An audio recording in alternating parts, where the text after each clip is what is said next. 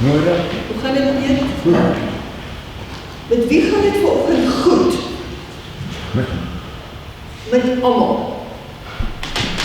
Sê gou vir my, lyk dit vir julle of dit goed gaan met my? Hoe lyk dit vir julle? Baie goed. Julle sal nie glo nie, waar ek hier staan, is my hart stikkend. Julle kan dit nie glo nie. Dit is nou gepas, vir dit waar ons nou is. Sal ons vir die diakens vra om offergawe te neem asseblief? Gaan gou in julle vir julle vertel wat gister met my gebeur het. Ek was by 'n vriendin van my wat verjaar het en ek kom teruggery by die huis en ek maak my garage deur oop en dan trek my kar in en toe ek my kar so intrek toe hoor ek voep voep.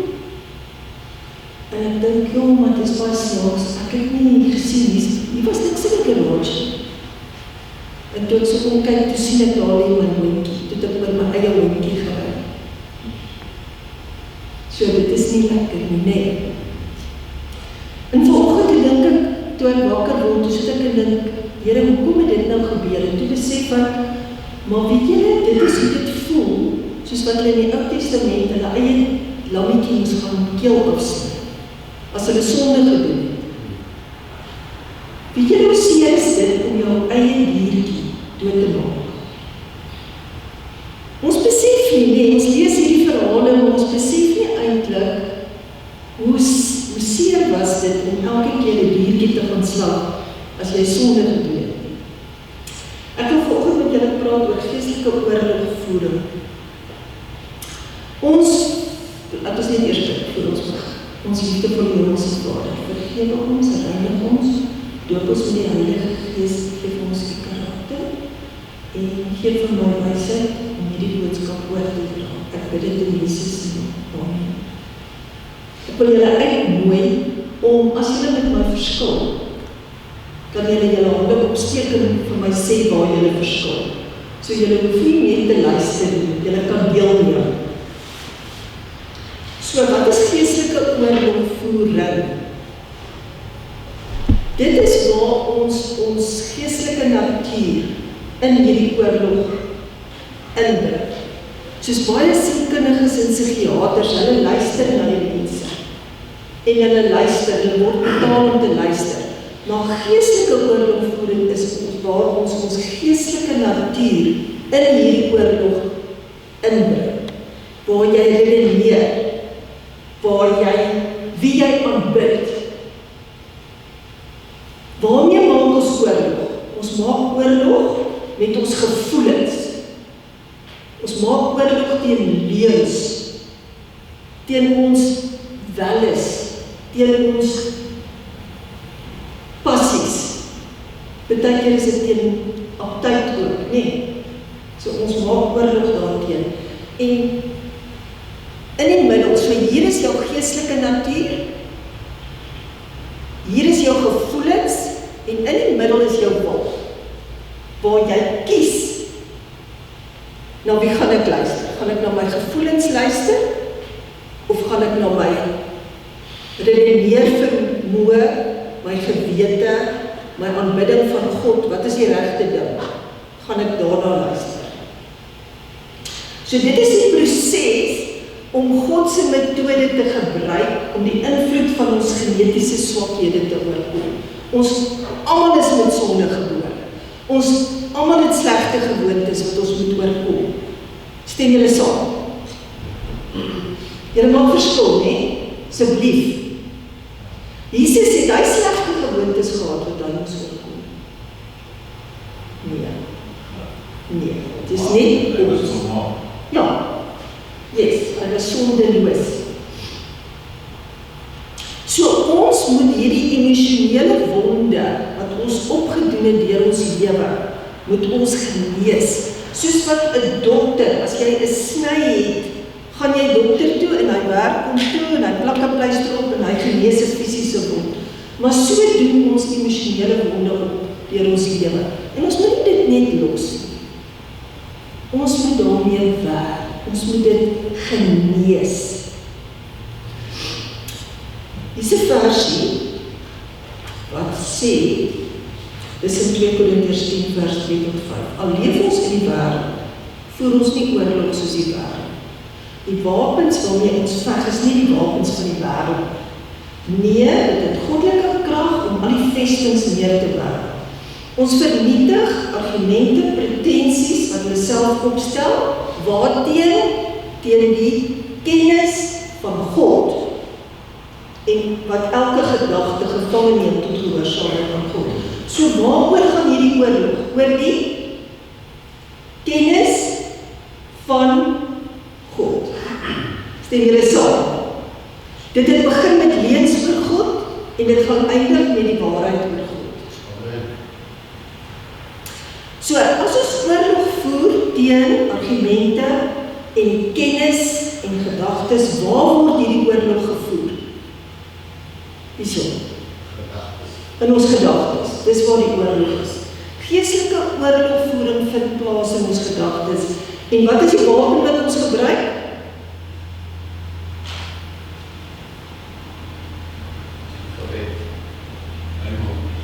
Die swaard van die Gees. Dis ons wapen wat ons gebruik in hierdie oorlog, want dit word ook die waarheid genoem, nee. So ons veg teen leuns. Leuns oor God. En waar kry ons die waarheid? In die woord van God.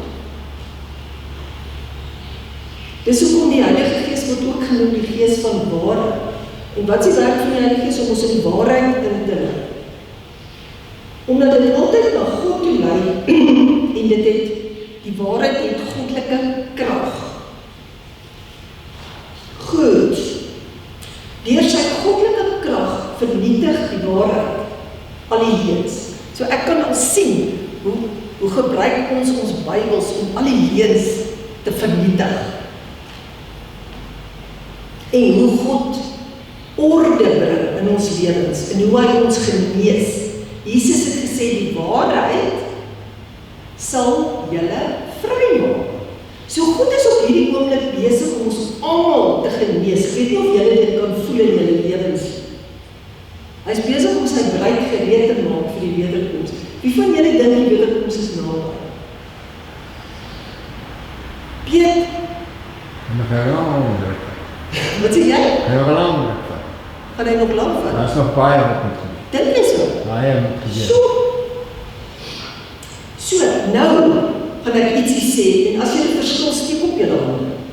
Die waarheid maak gesond, maak nie saam of jy in God glo of nie.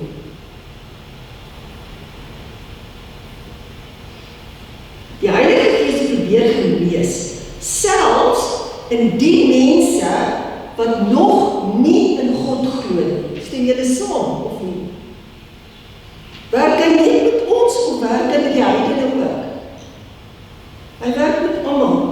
Die Heilige Gees werk om God se metodes en beginsels na hulle te bring sodat hulle dit kan verstaan. As die wat nog nie in hom glo nie, die waarheid volg en dit begin verstaan, dan vind daar genesing plaas. Maak dit vir julle sin.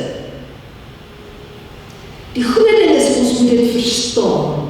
Ons moet verstaan hoe God werk. Want dis waar genesing plaasvind. Maar ons moet dit nie net verstaan nie, ons moet dit toepas. Uiteindelik sal die waarheid die mense nou na God toe lei. Maak dit vir julle sin. Vir volkome genesing en restaurasie. En weet julle, hier kom dit uit die Bybel uit. Hier gaan ek dit nou vir julle uit die Bybel uitwys.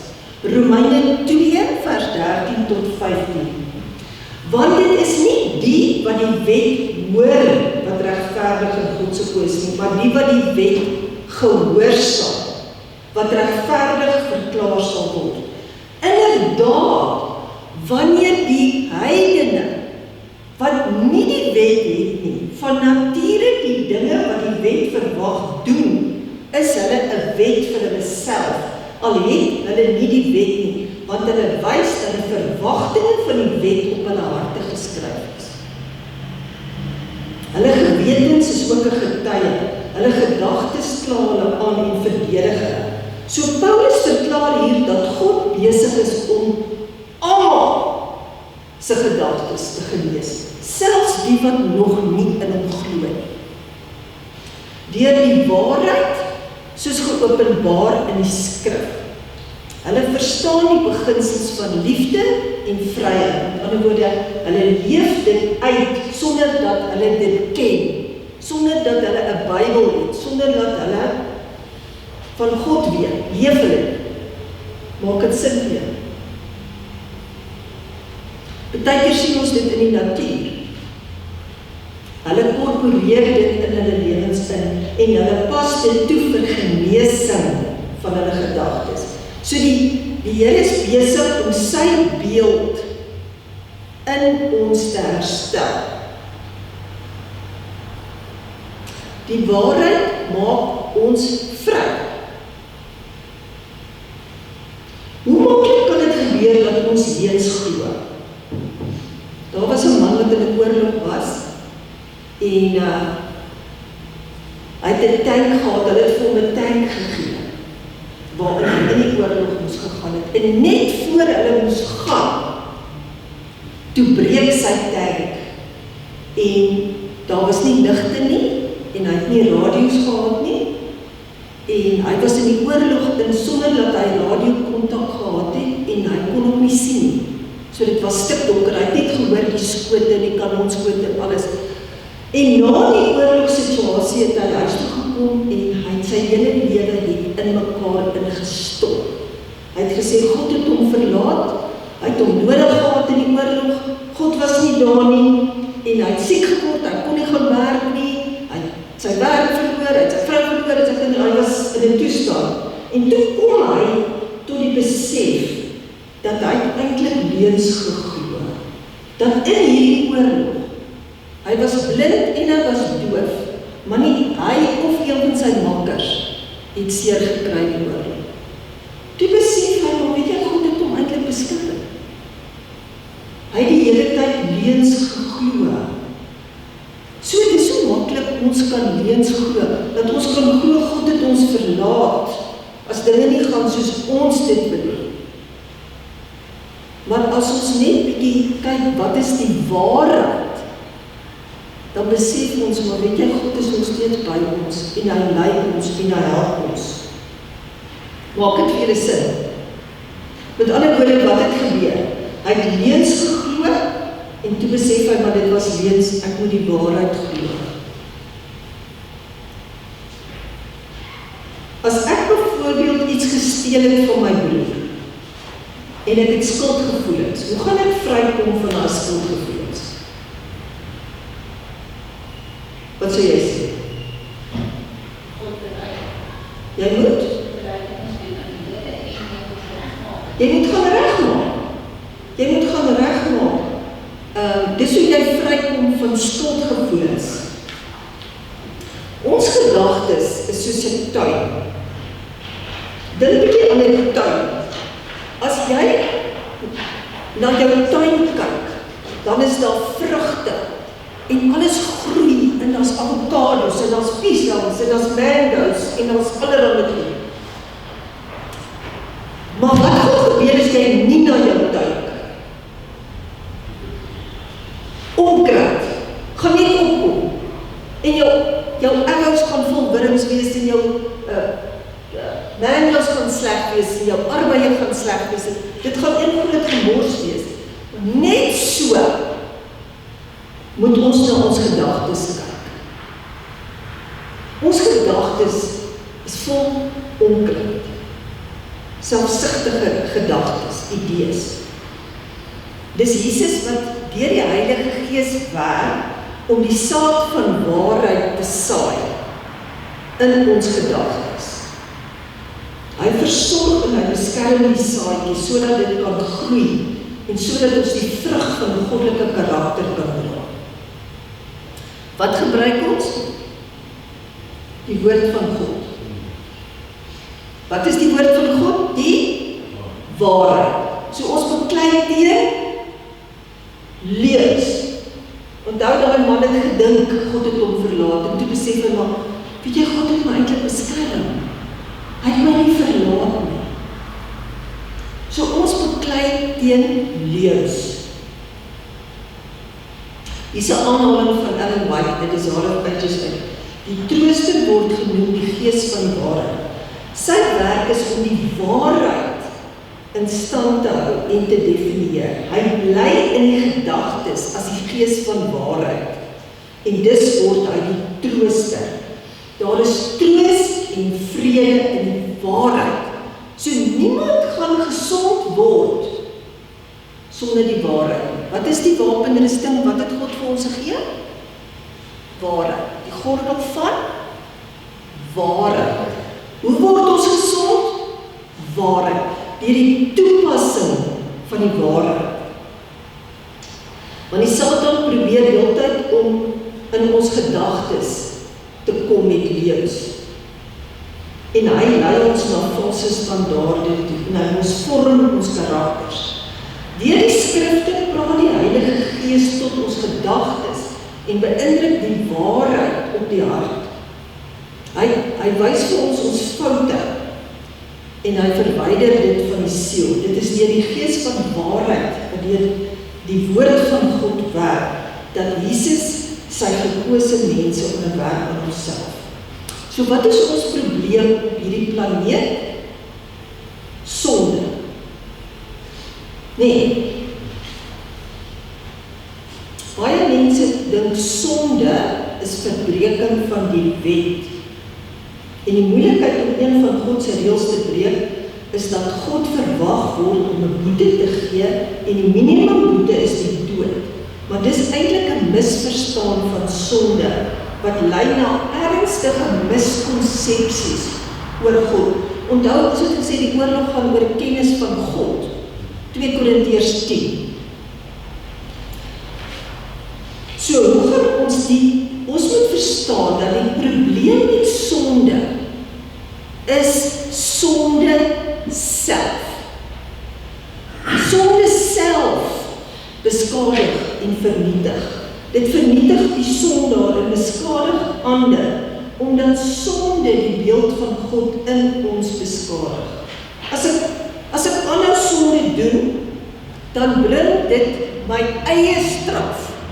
As ek aanhou rook, gaan ek my longe beskadig.